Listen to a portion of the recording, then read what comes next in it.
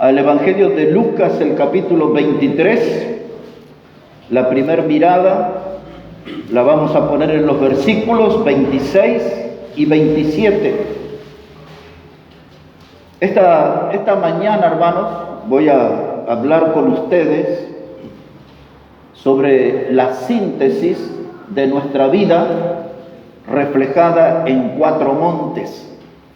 Es decir, que veremos en la palabra de Dios 4 montes y cada uno de esos montes tiene alguna relación con nuestra vida.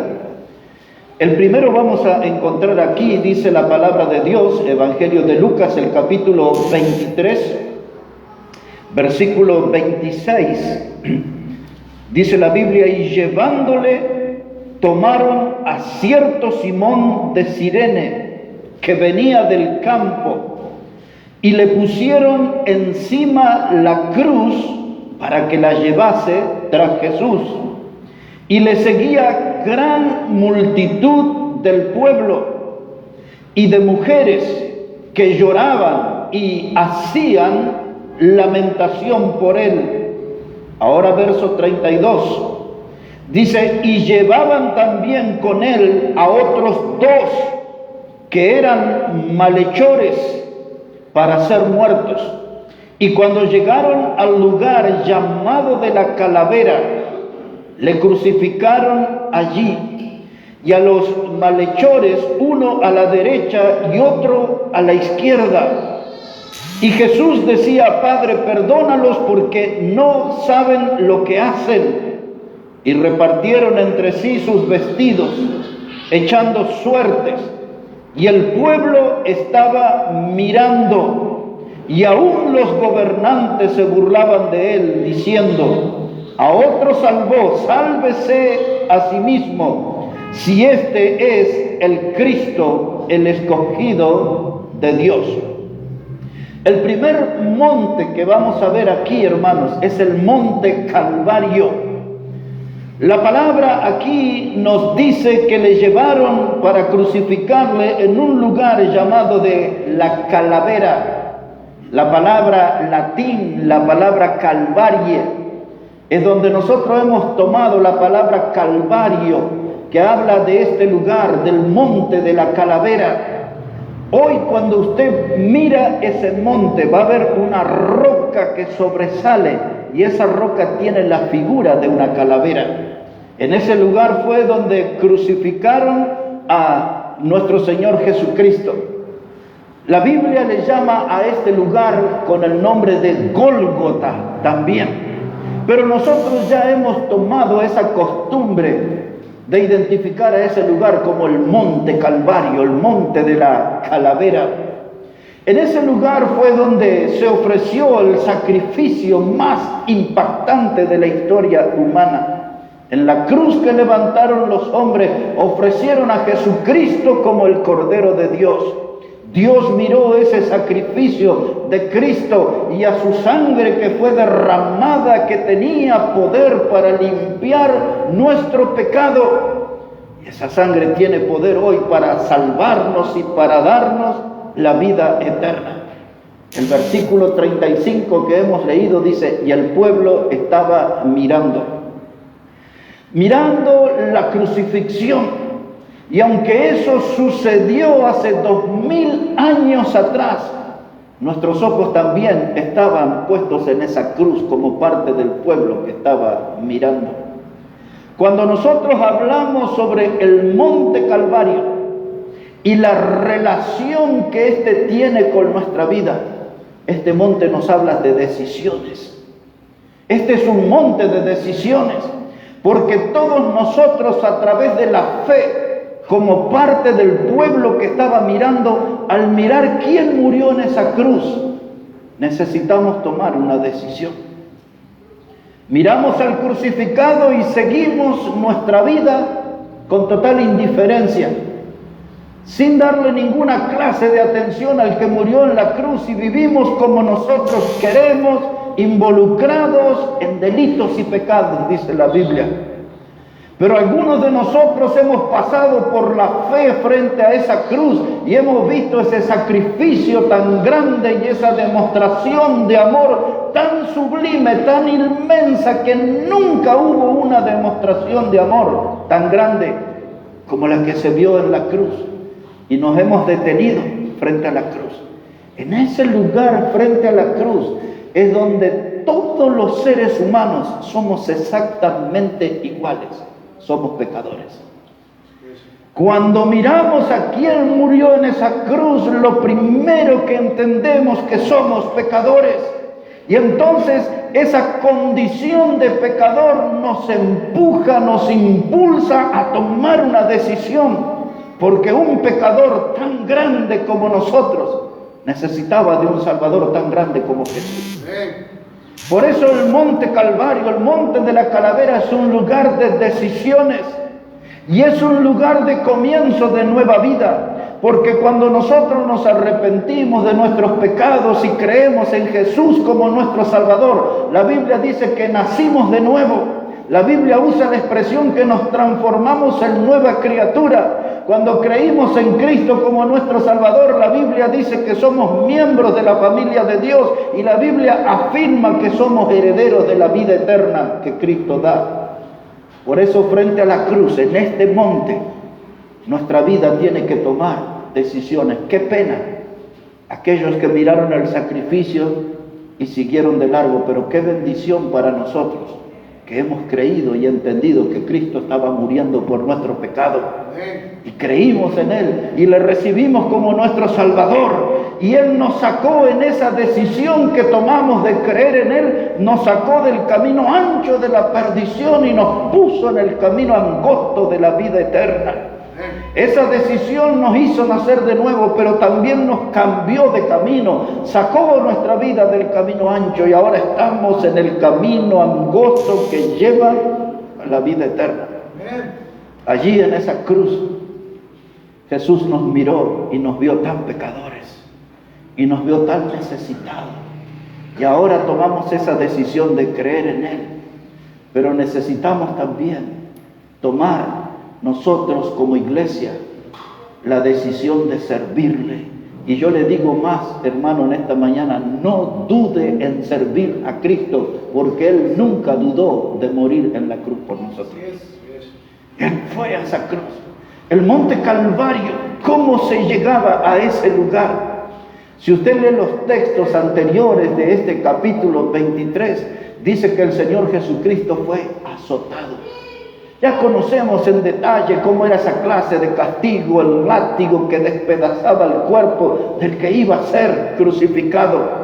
Y luego dice la Biblia que Él fue abofeteado.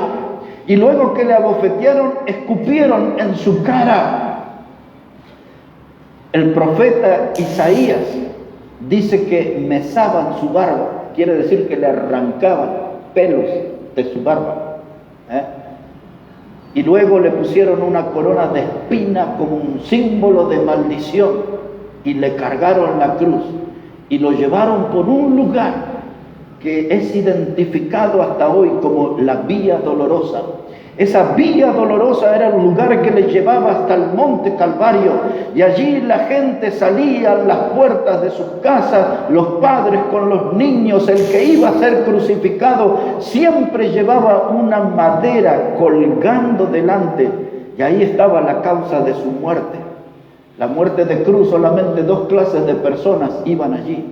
Los que morían crucificados eran los que eran homicidas, o eran los que se habían rebelado contra el César romano. Les acusaban de la palabra de sedición o sedicioso, y de eso acusaron al Señor Jesucristo. Y en esa tabla que le colgaban al que iba a ser crucificado salían los padres con sus hijos. La gente le apedreaba al que iba a ser crucificado, le insultaban, le escupían. Y en esa Vía Dolorosa, allí iba cargando la cruz hasta el Calvario para morir por nosotros. El Monte Calvario la relación que tiene con nuestra vida, que es un lugar de decisiones. Y gracias a Dios que tomamos esa decisión por Cristo de creer en Él como nuestro único y suficiente Salvador. Y ahora tenemos que andar con pasos firmes en esta vida, con pasos firmes de fe, siguiéndole al que murió por nosotros y vivir para aquel que murió por nosotros. Que nuestra decisión no sea algo que se nos pierde en la memoria, que tengamos un recuerdo constante que Jesús nos amó y murió por nosotros pecadores y que nosotros decidimos creer en Él, somos salvos por Él y tenemos que seguir sus pisadas con firmeza. El monte Calvario es un monte de decisiones.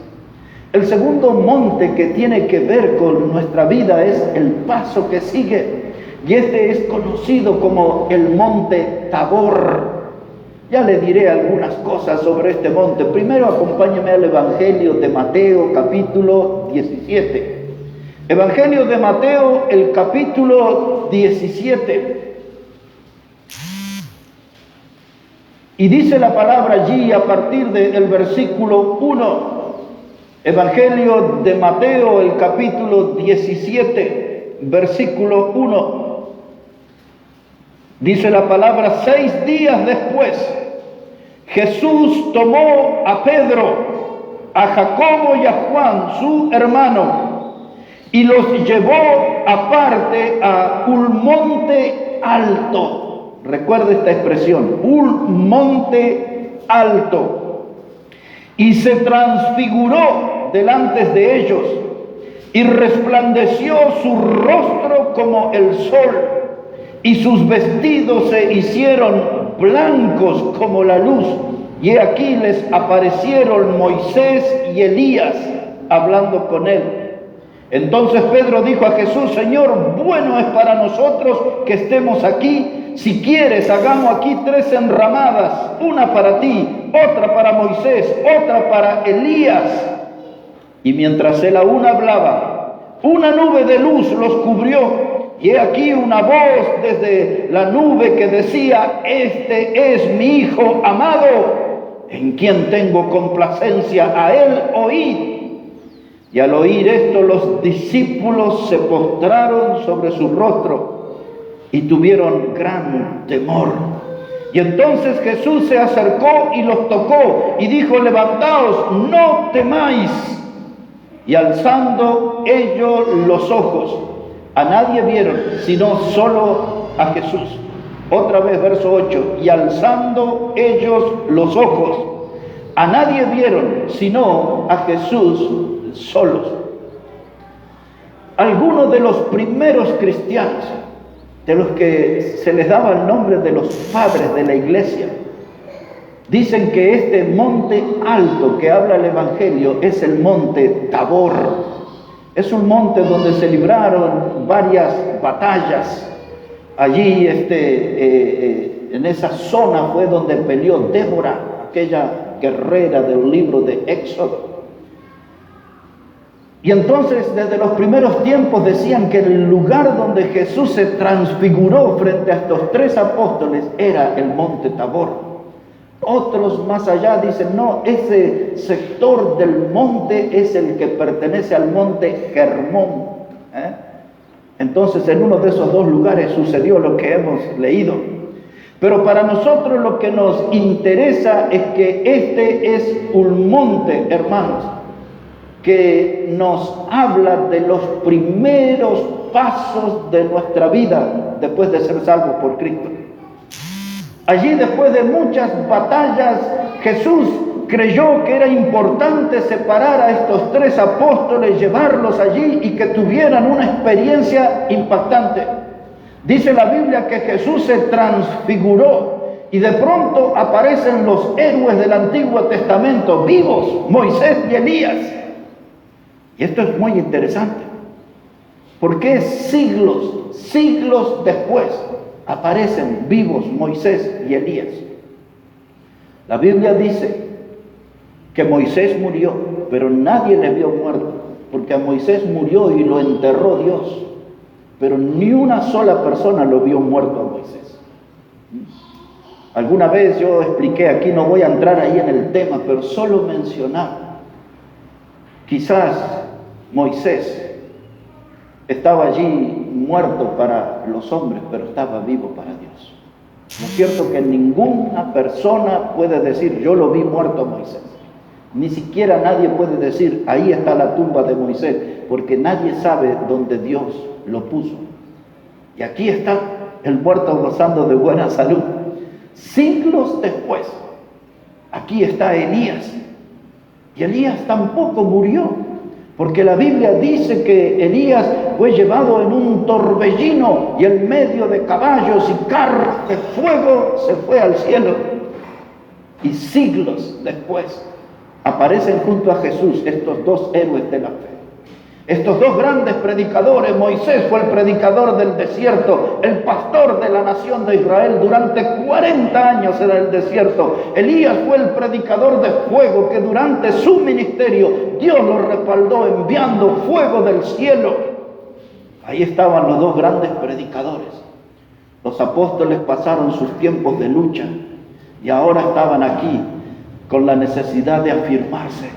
Y cuando vieron a esos héroes de la fe, cayeron sobre sus rodillas y comenzaron a orar y comenzaron a adorar. Y luego que estaban en esa postura, Jesús le dice, levantaos, le dice, no temáis.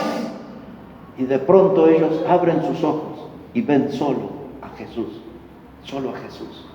Esa es la enseñanza para nosotros.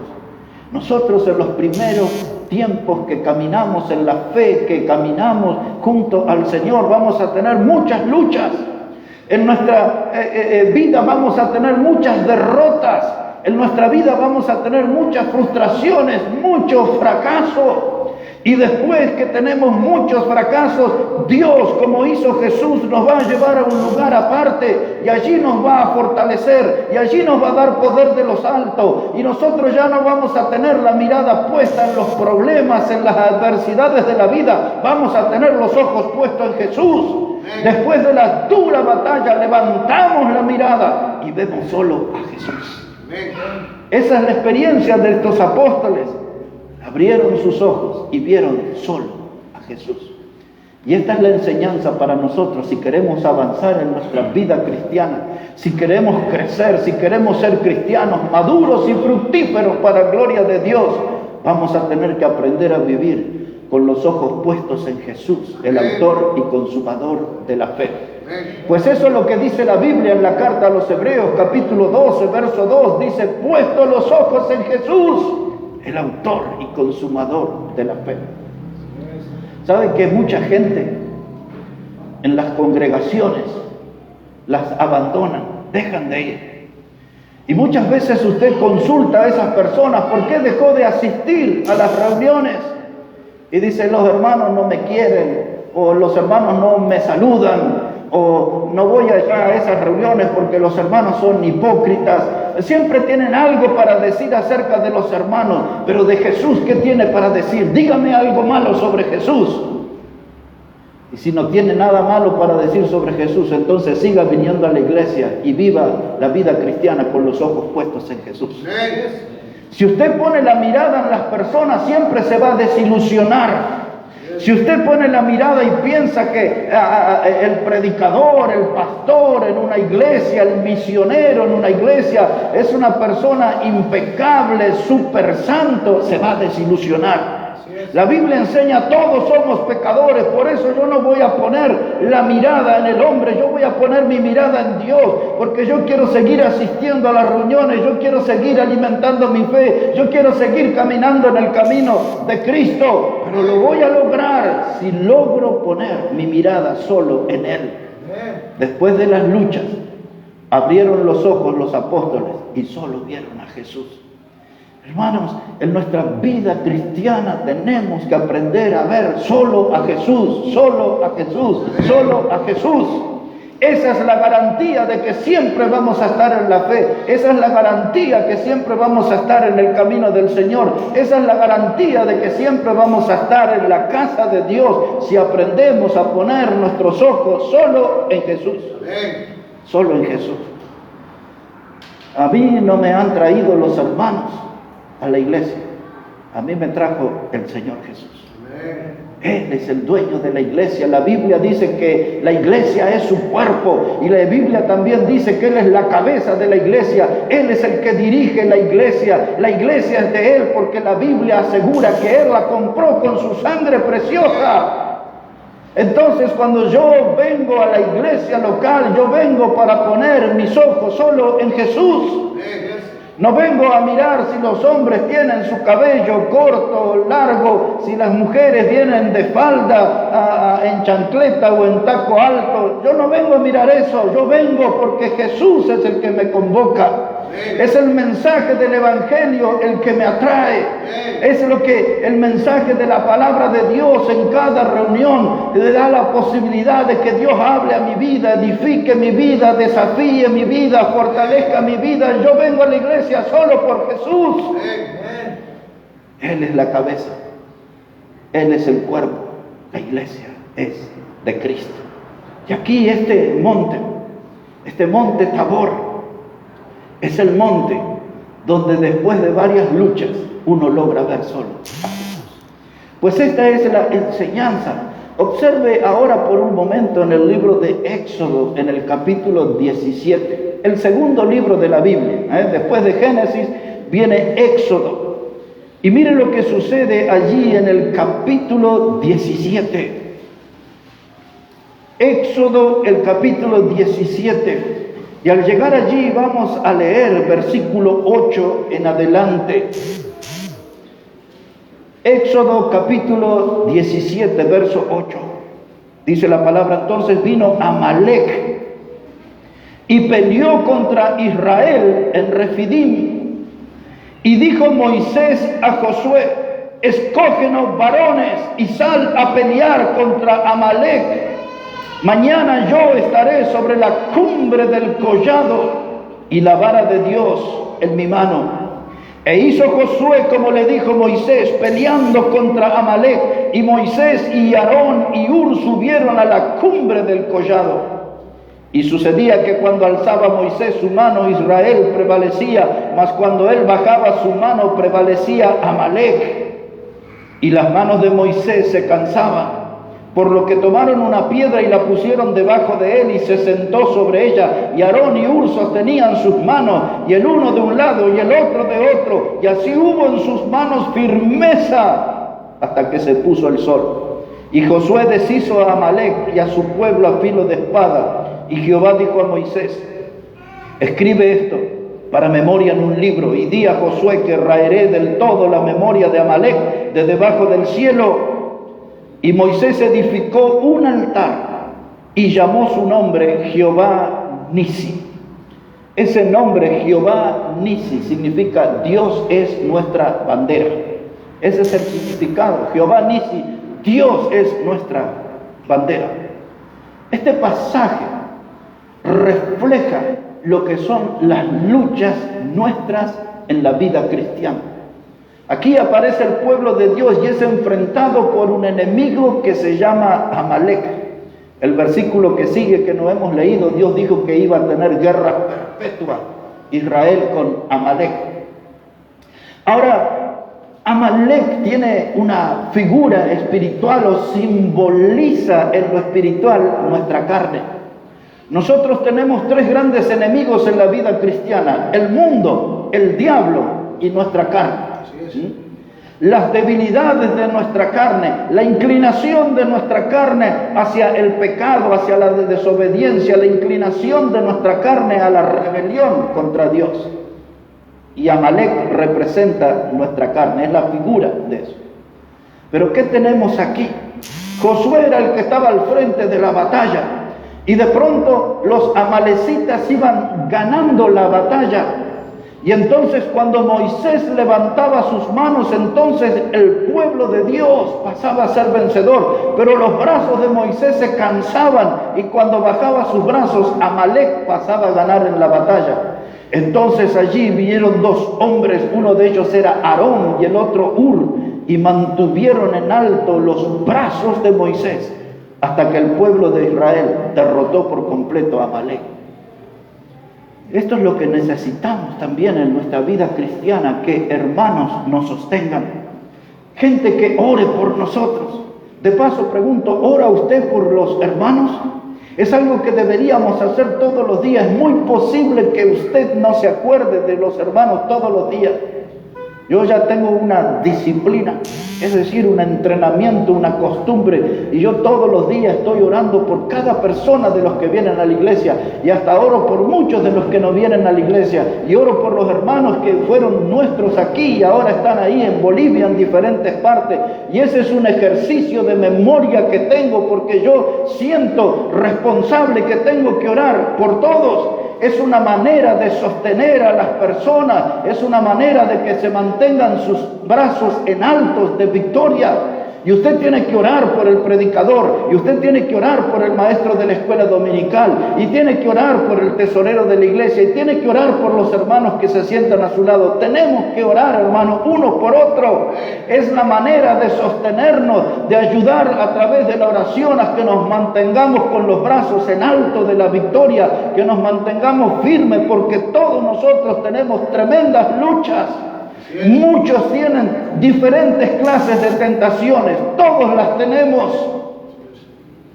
Quizás alguien, a modo de ejemplo, tiene una lucha tremenda con el alcohol, y hay otros que eso no me afecta, eso no es mi problema. Todos tienen luchas diferentes, Hay otros que dicen, ay, tengo unas ganas de volver a los carnavales, aquellos viejos caminos pecaminosos, y hay otros que dicen, a mí nunca me interesó el carnaval. Todos tienen sus diferentes luchas, sus diferentes debilidades. Amalek, el enemigo, nuestra carne, siempre está apareciéndonos y necesitamos sostener los brazos en alto de los hermanos. Necesitamos estar en victoria, hermanos. Por eso este monte Tabor es el monte que nos recuerda nuestros primeros pasos en el camino del Señor, pero también nos recuerda nuestras primeras batallas y nos recuerda nuestras primeras frustraciones y nos recuerda nuestras primeras derrotas. Por eso este monte tiene mucho que ver con los primeros tiempos de nuestros pasos en el camino del Señor. Pero si algunos de los que opinan sobre Mateo 17 que este no era el monte Tabor, sino que era el monte Hermón, ¿qué es lo que aprendemos de ese monte? Solamente le llevaré a un pasaje muy conocido en el Salmo 133, si puede ir ahí por favor un momento. Porque en caso de que este monte se refiera a Hermón, mire cuál sería la lección allí. Salmo 133. Y mire cómo dice la palabra de Dios, versículo 1, Salmo 133 y el versículo 1.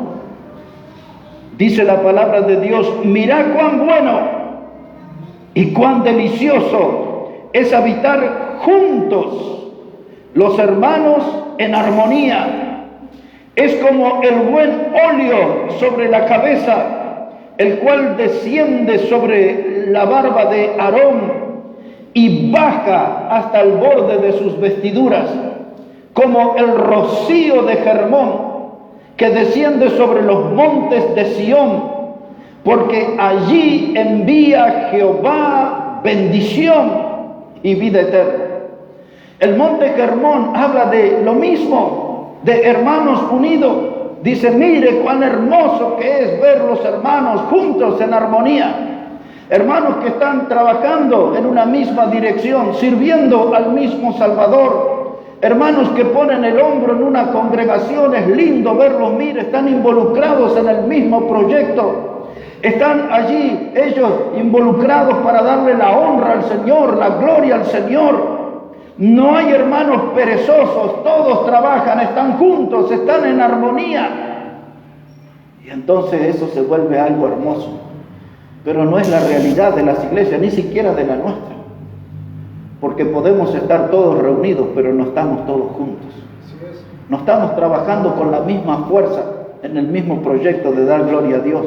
No estamos poniendo el mismo entusiasmo, no estamos haciendo los mismos esfuerzos. Algunos hacen más que otros, pero necesitamos llegar al punto de conexión, de estar juntos y en armonía. unirnos en esta congregación, servir al Señor, mostrar que Cristo nos salvó y que estamos agradecidos y que hacemos los mayores esfuerzos por ensalzar su nombre, por glorificar su nombre. Y cuando logremos eso, hermanos, dice la Biblia, es hermoso ver los hermanos juntos y en armonía.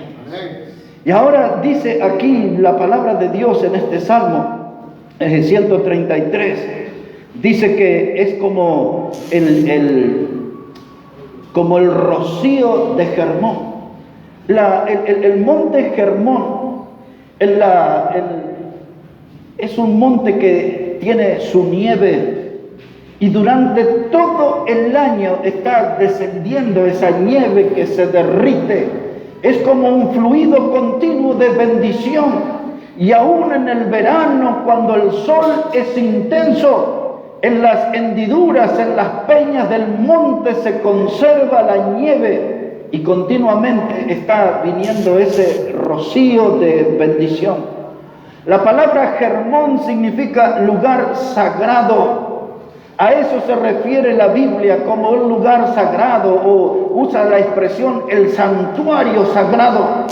Es un monte importante y toda esa agua copiosa que desciende durante todo el año, esa es la figura de las grandes bendiciones que Dios nos envía desde la altura. Cuando están los hermanos juntos y en armonía, dice el verso 3, es como el rocío de Hermón. Desciende sobre los montes de Sión y allí envía Jehová bendición y vida eterna. Si usted entiende bien el texto, hermano, hay un beneficio en que nosotros estemos unidos. Hay un gran beneficio en que nosotros tengamos uno con otro buena comunión. Porque donde Dios ve una iglesia en armonía, donde Dios ve una iglesia en comunión, dice que Él allí derrama bendición. Y hay algo más. Dice, derrama vida eterna. Y a veces, hermanos, nosotros tenemos gente que hemos alcanzado con el mensaje del Evangelio, tenemos salvos, pero no tenemos muchos. ¿Y por qué no tenemos más gente salva, gente que recibe el regalo de la vida eterna en Cristo? Porque nos está faltando esa unión y esa armonía. Cuando usted lee el libro de Hechos de los Apóstoles, capítulo 2, dice que los hermanos compartían las oraciones y compartían el pan, compartían la comunión, dice, y Dios agregaba cada día los que iban a ser salvos, dice la Biblia. Donde hay hermanos en comunión, hermanos en armonía, hay salvación, hay vida eterna. Y si nosotros no estamos viendo muchos salvos nuevos en esta congregación, es porque estamos fallando en nuestra comunión. Donde hay una iglesia en comunión, desciende la bendición de Dios. Donde hay una iglesia en comunión, se ve la salvación eterna. Y el Señor agrega cada día los que deben ser salvos. Hermanos, este monte, Tabor o Hermón, cualquiera de los dos, nos recuerda nuestros primeros pasos en el Señor, nuestras primeras luchas, frustraciones y derrotas. Pero también este monte nos recuerda las grandes y continuas bendiciones de Dios. Si estamos de pie, hermano, es una bendición de Dios. Si estamos vivos, es una bendición de Dios. Otros están mal, están en el hospital o están en el cementerio. Pero nosotros estamos en la casa del Señor. Esto es una gran bendición, poder estar de pie. Quizás luchamos por la salud, quizás no estamos en el mejor punto económico, pero estamos de pie y eso es una bendición de Dios. Podemos ponernos bien con el Señor. El monte Calvario, el monte Tabor o monte Nebo, el monte Hermón. Y nuestro tercer monte que vamos a ver es el monte Nebo. Ese monte tiene que ver también con otra etapa de nuestra vida. Estamos mirando a estos montes, cómo ellos tienen lecciones, reflejan diferentes etapas de nuestra vida. En todos estos montes hay una síntesis. El monte Calvario es el monte de la decisión. El monte Tabor o el monte Hermón es el monte donde damos los primeros pasos con el Señor. Y ahora vamos a estudiar un poquito sobre el monte Nebo. Y ahí entre lo que vamos a aprender en la demostración que tenemos un Dios que es fiel. Eso vamos a aprender. Deuteronomio, el capítulo 34, por favor. Si puede ir hasta allí, por favor, Deuteronomio, el capítulo 34. Es el último capítulo de ese libro. Deuteronomio, el capítulo 34. Mire cómo dice la palabra de Dios, versículo 1.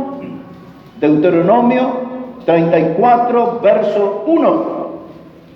Dice la palabra: subió Moisés de los campos de Moab al monte Nebo, a la cumbre del Pisga, que está enfrente de Jericó, y le mostró Jehová toda la tierra de Galaad hasta Dan, todo Neftalí y la tierra de Efraín y de Manasés, toda la tierra de Judá hasta el mar occidental, el Negev y la llanura, la vega de Jericó, ciudad de las palmeras hasta Zoar.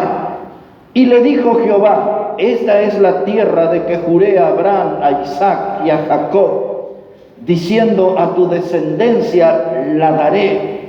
Te he permitido verla con tus ojos, mas no pasarás allá. Y murió allí Moisés, el siervo de Jehová, en la tierra de Moab, conforme al dicho de Jehová. Y lo enterró en el valle, en la tierra de Moab, enfrente de Bet Peor. Ninguno conoce el lugar de su sepultura hasta hoy.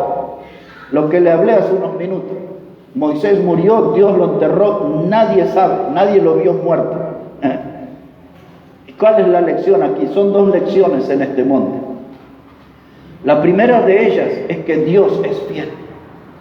El pasaje aquí enseña de que esa tierra que fluía leche y miel es la tierra que Dios había prometido a Abraham. Dios le había prometido a Jacob y a Isaac, los padres de la nación de Israel. ¿Por qué Dios estaba haciendo esto y demostrándole a Moisés que él era fiel?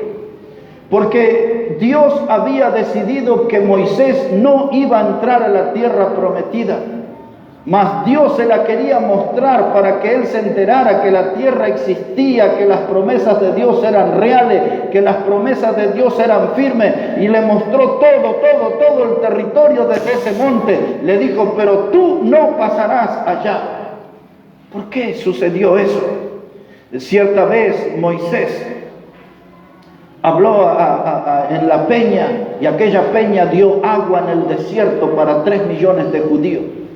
Pero otra vez el pueblo volvió a reclamar agua, y Dios le dijo a Moisés que él le hable a la peña. Pero el pueblo lo estaba enloqueciendo a Moisés, lo estaba presionando. La Biblia dice que Moisés era el hombre más manso en la tierra, pero el más manso puede perder los estribos en algún momento. Y Moisés se enojó tanto con su pueblo porque lo presionaban, que querían agua, y ahí estaba la peña. Dios le dijo: háblale y te dará agua. Y Moisés, enojado, golpeó la peña, y la peña le dio agua a todo el pueblo, pero no de la forma que Dios le dijo. Y Dios tomó esta decisión: no vas a entrar a la tierra prometida por haber desobedecido esto. Pero ahora ahí está Dios con su siervo. Le dice: mira, allá están las palmeras, el territorio de Zoar, aquí está esto, aquello. Todo está como yo te prometí, pero tú no entrarás. Pero quiero que salgas de esta vida entendiendo que yo soy fiel, dice Dios. Dios es fiel. Y ahora, esa es la lección de la fidelidad de Dios. Pero este monte tiene algo que ver con nuestra vida. Porque aquí vemos al varón de Dios, el que predicó y guió al pueblo durante 40 años en el desierto. Este varón de Dios llamado Moisés vio como aquellas plagas cayeron sobre la tierra de Egipto, pero el pueblo de Israel estaba en lugar seguro. Este hombre de Dios vio como Dios lo sacó de Egipto con mano poderosa, y él enfrentó el Mar Rojo. Las aguas del Mar Rojo se abrieron, el pueblo de Israel pasó en seco, nadie se mojó su sandalia, nadie se embarró su sandalia. El pueblo de Israel pasó en seco, y luego venía detrás el faraón con sus ejércitos, y cuando se metieron allí en el mar, las aguas se cerraron, y aquel ejército poderoso quedó sepultado bajo las aguas, y el pueblo de Dios a salvo. Moisés vio todo eso. Moisés vio el poder de Dios en el desierto, dándole agua desde la peña. Moisés vio el poder de Dios en el desierto, cuando descendía todos los días maná del cielo, de la panadería celestial, descendía pan del cielo todos los días, suficiente para todo. Allí en ese desierto le dio codornices, allí en ese desierto le dio carne de leviatán, dice el Salmo 78. Eso quiere decir que cocodrilo, no sé de dónde lo sacó, pero Dios le dio de comida en el desierto. Dios le dio todo, no le faltó nada al pueblo. Dios los guió en una columna de fuego y en una columna de humo. Moisés vio todo eso, las grandes obras de Dios, el poder de Dios. Dios le dio grandes victorias en las batallas de todos los enemigos que se les cruzaron durante 40 años. Y ahora estaba el tiempo en el monte Nebo. Ese monte a nosotros, a ustedes y a mí, ese monte nos habla de frustración, de ver la tierra prometida que fluye leche y miel, es decir, de ver la bendición de Dios y no apoderarme de ella. Esto es como alguien que nada en medio de un naufragio y se muere llegando a la orilla. Y ahí está el hombre de Dios, Moisés, frustrado, derrotado. Moisés tuvo que hablar con su discípulo Josué y decirle algunas palabras parecidas a esta.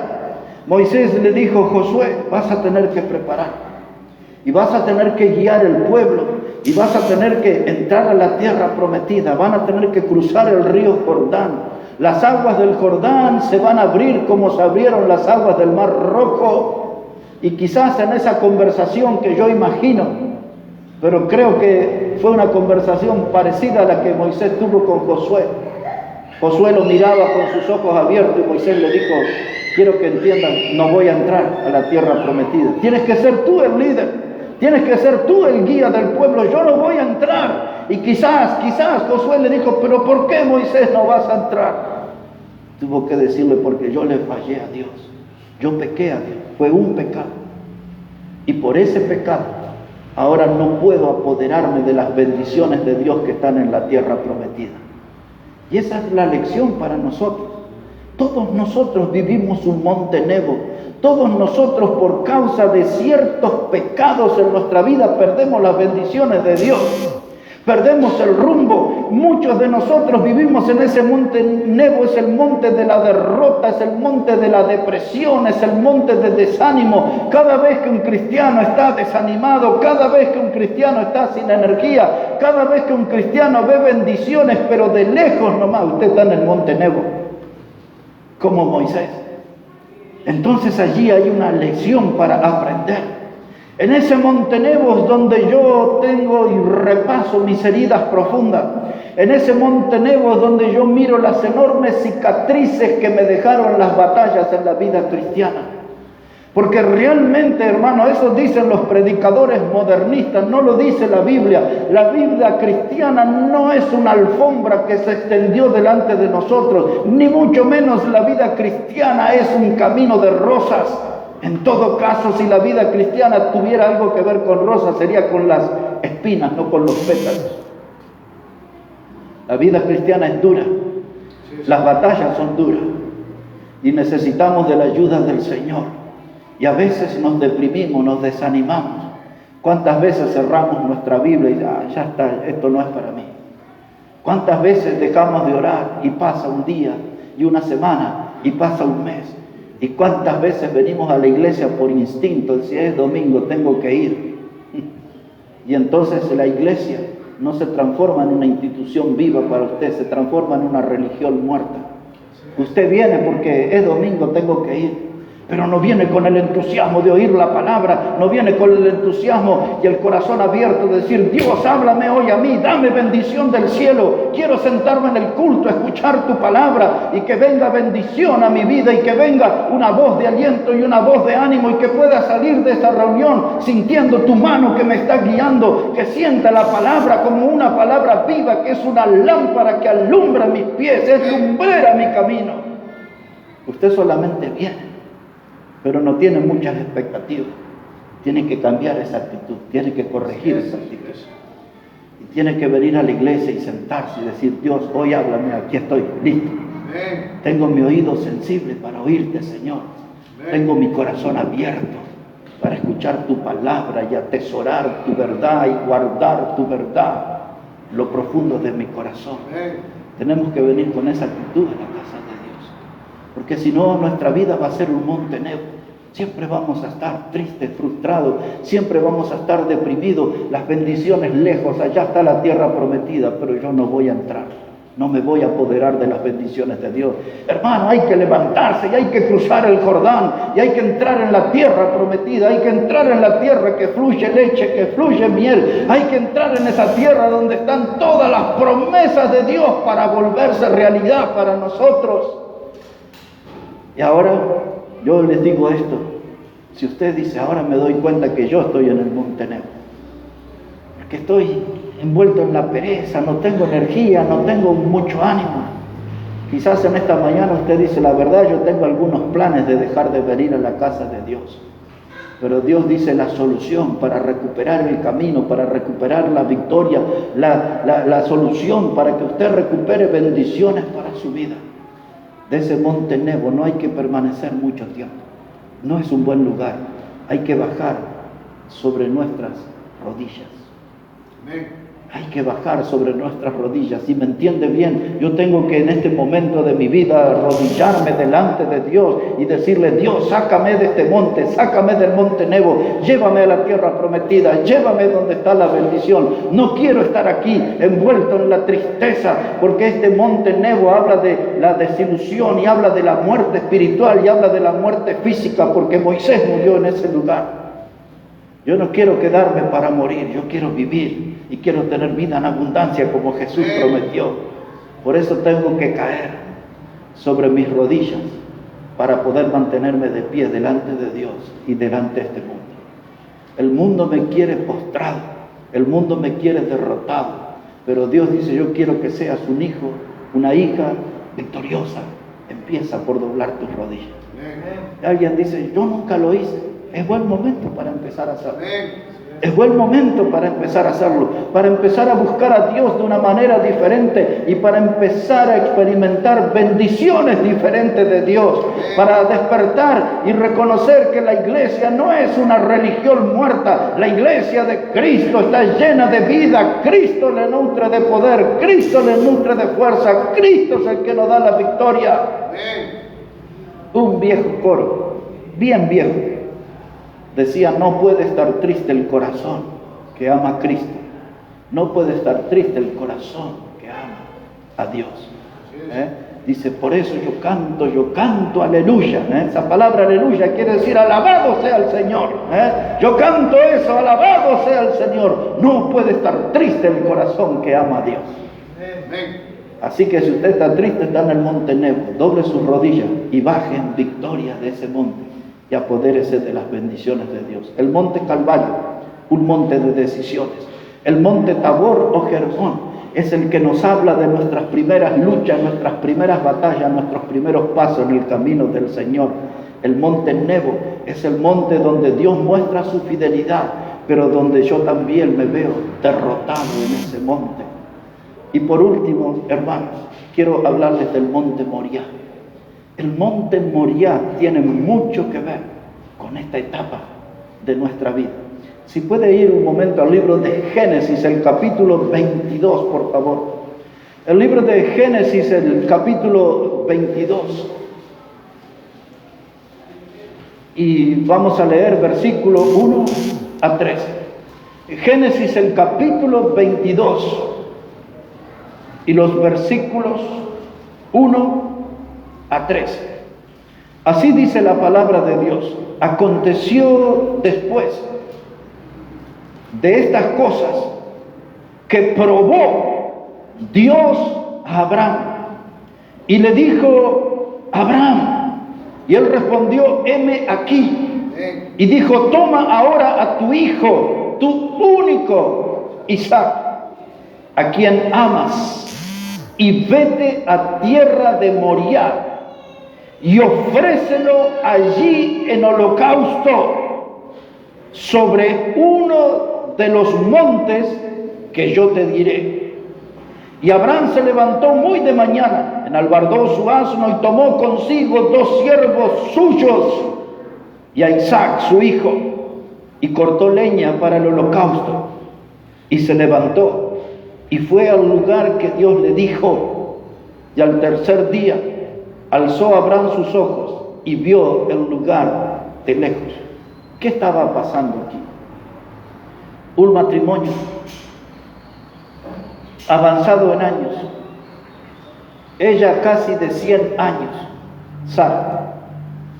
Dios viene y habla con este matrimonio, con Abraham y Sara, y les dice: yo les daré un hijo, de aquí a un añito nomás.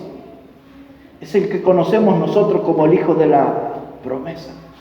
Sara se rió. Dios escuchó la risa de Sara. Y ella dice la Biblia así, ya imagínese una mujer de 100 años. Dijo Sara, lo tomó ella como una burla de Dios, dice, porque yo ya perdí el deseo de las mujeres, dijo Sara. Pero Dios es el Todopoderoso, no hay límites de edad.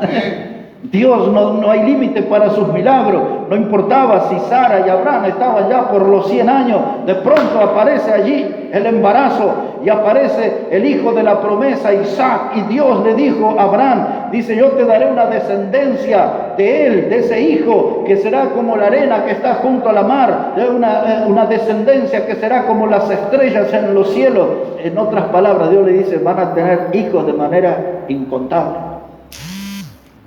Ese es el origen de la nación de Israel, el hijo de la promesa, Isaac.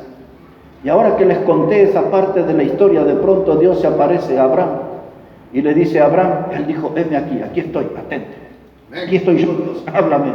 Dice: mire, vas a tener que ir a la tierra de Moriah y vas a tener que buscar un monte alto. Y le dijo, dice, y tienes que ofrecer a tu hijo el holocausto.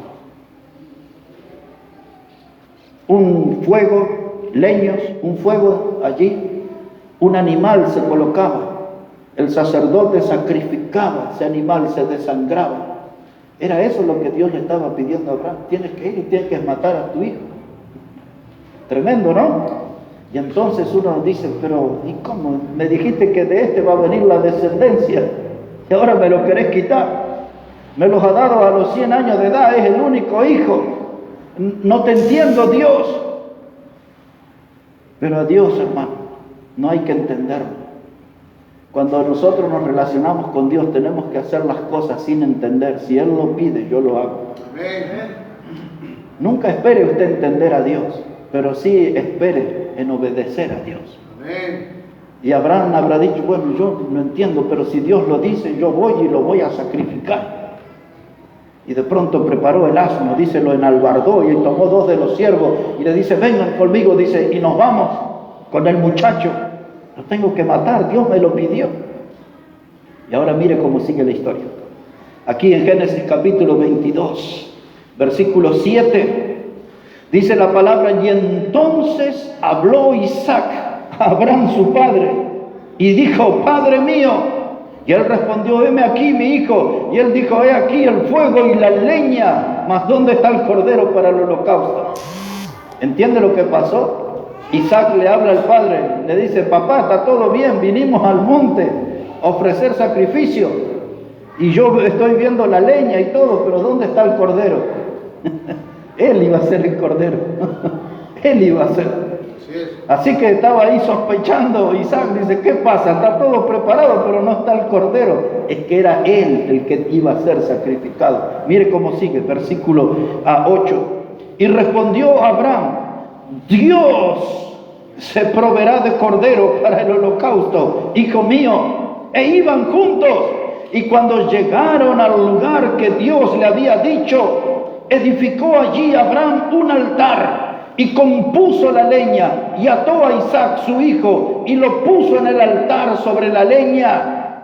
Y extendió Abraham su mano, tomó el cuchillo para degollar a su hijo. ¿Está entendiendo lo que estoy leyendo, hermano? Está tremendo eso, ¿no? Dice: y tomó el cuchillo para degollar a su hijo. Verso 11. Y entonces el ángel de Jehová le dio voces desde el cielo y dijo: Abraham, Abraham. Y él respondió: heme aquí. y dijo: no extiendas tu mano sobre el muchacho, ni le hagas nada, porque ya conozco que temes a Dios, por cuanto no me rehusaste tu hijo, tu único. Y alzó entonces Abraham sus ojos y miró, y he aquí a sus espaldas un carnero trabado en un zarzal por sus cuernos.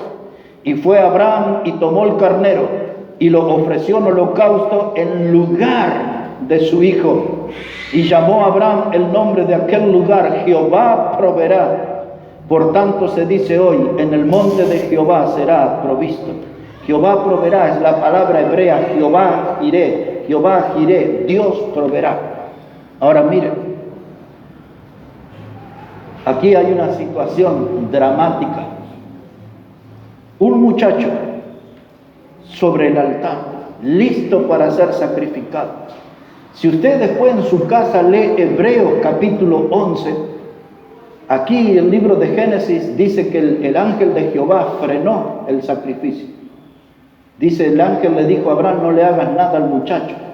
Pero si usted lee en Hebreos capítulo 11, para Dios es como que lo mató. O sea, no lo mató, pero Dios miró, dice, lo mató, estaba decidido a hacerlo por mí, porque yo se lo pedí, dice Dios. Y este acto de Abraham le dio dos grandes títulos a este hombre. Él es reconocido como el padre de la fe. Yo no sé, porque la Biblia dice así, dice que la fe es la certeza de lo que se espera y la convicción de lo que no se ve. Por la mente de Abraham habrá pasado ese texto y él habrá dicho: yo no sé, le voy a matar a este muchacho, pero Dios me dijo que iba a tener una descendencia grandísima de él, como la arena junto a la mar, como las estrellas del cielo. Yo no sé, dice Abraham, pero por fe yo lo voy a hacer. Dios sabrá cuál es su plan. Y eso, Dios vio la fe de Abraham y él se ganó ese título, el padre de la fe. El segundo título que se ganó Abraham, y aparece 3 veces en la Biblia, en el libro de Crónicas, en la carta de Santiago. La Biblia dice que Abraham era el amigo de Dios. Amigo de Dios. Hermano, ese es un privilegio enorme, ser llamado amigo de Dios. Y ustedes y yo también podemos tener ese privilegio, porque en el Evangelio de Juan capítulo 15 Jesús dijo: vosotros sois mis amigos si hacéis lo que yo os mando. Nosotros también podemos ser amigos de Dios. Este monte, el monte de Moriah, en ese lugar es donde el tabernáculo que el pueblo de Israel usó 40 años en el desierto, allí fue puesto.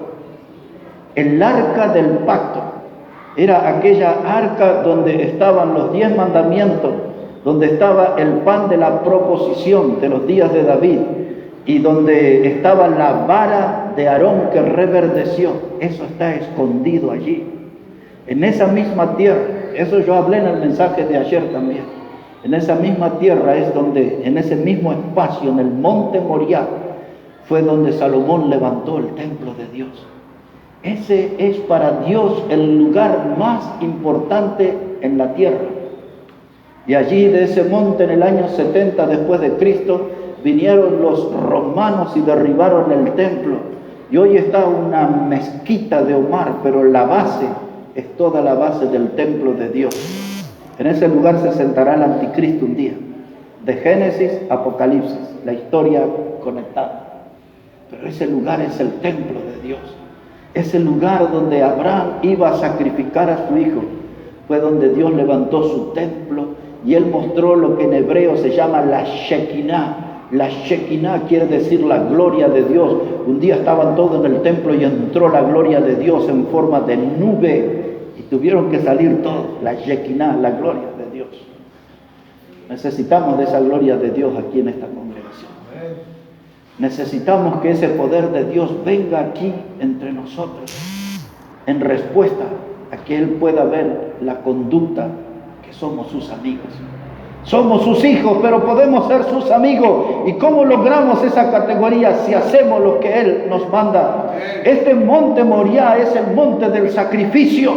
Esa es la lección, y aquí vamos a terminar de este modo. Moriah es el monte del sacrificio. En este monte es donde Dios espera que nosotros entreguemos más lo que queremos.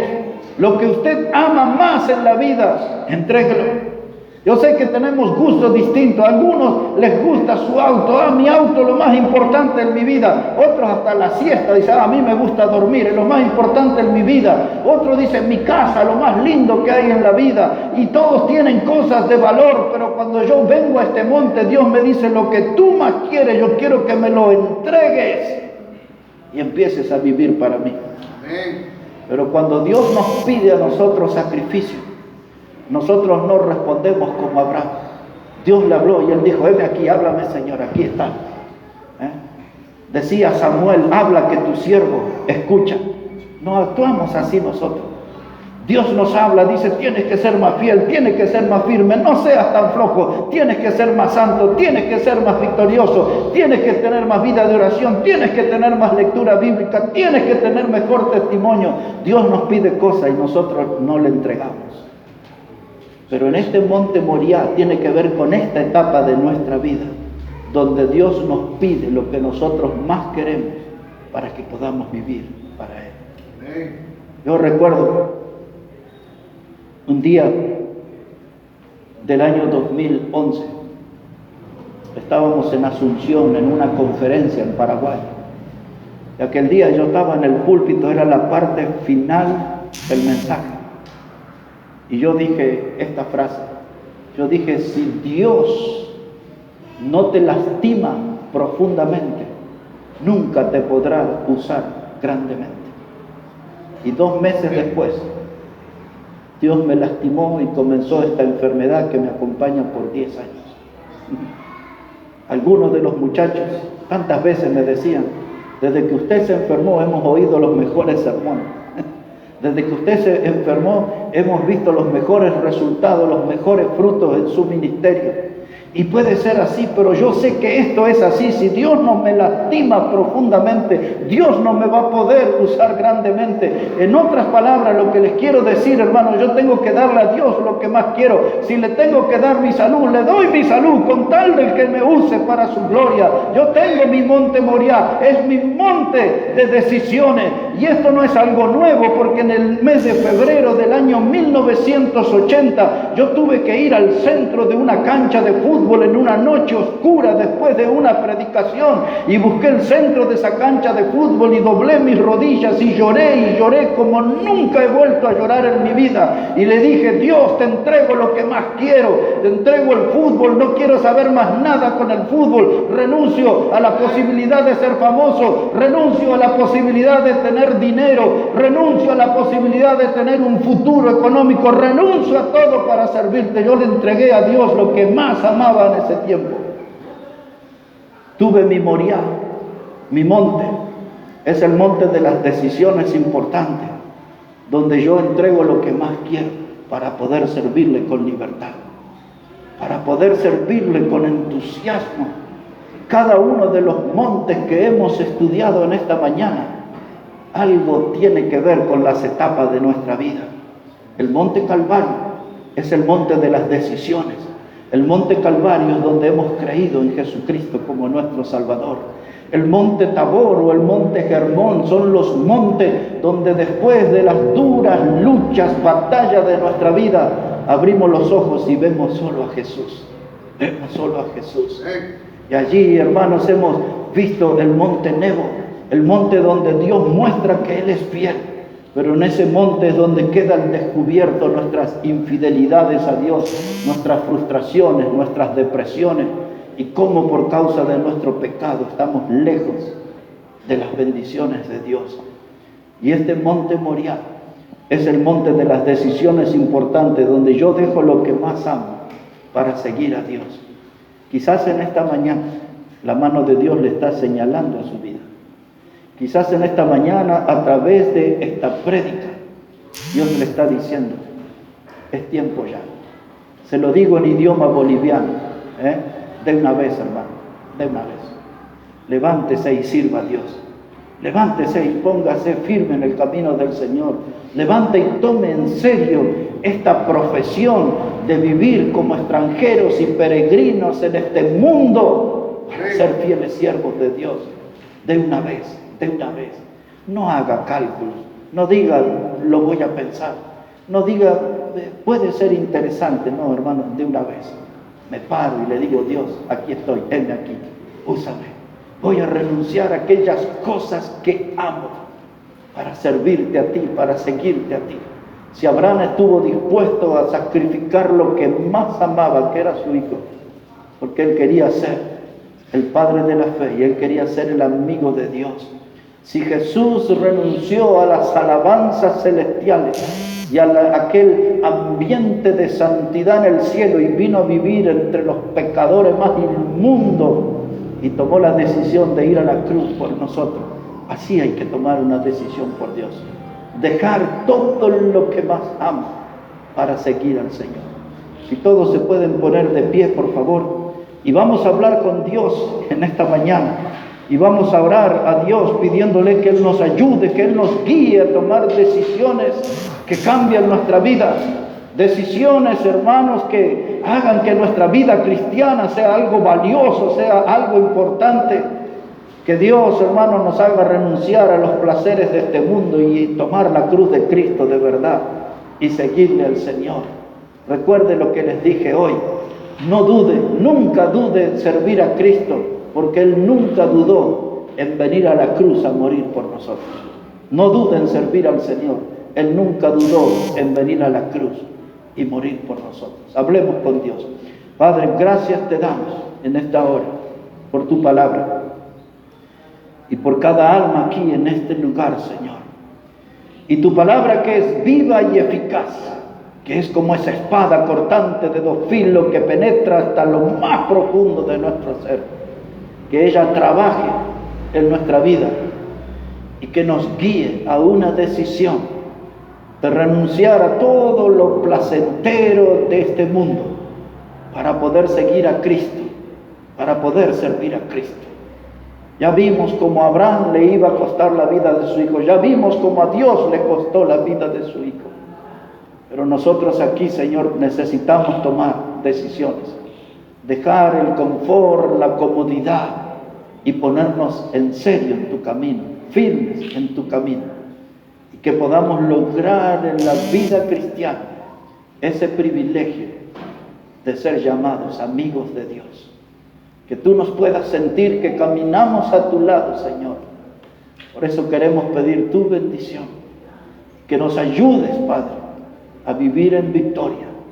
Y que nos ayudes a vivir dándote gloria y dándote la honra a ti, Señor. Pueden seguir orando, hermanos, y mientras pido, hermano Josué, que venga aquí al frente y que él pueda guiarnos en una alabanza, mientras todos seguimos en actitud de oración.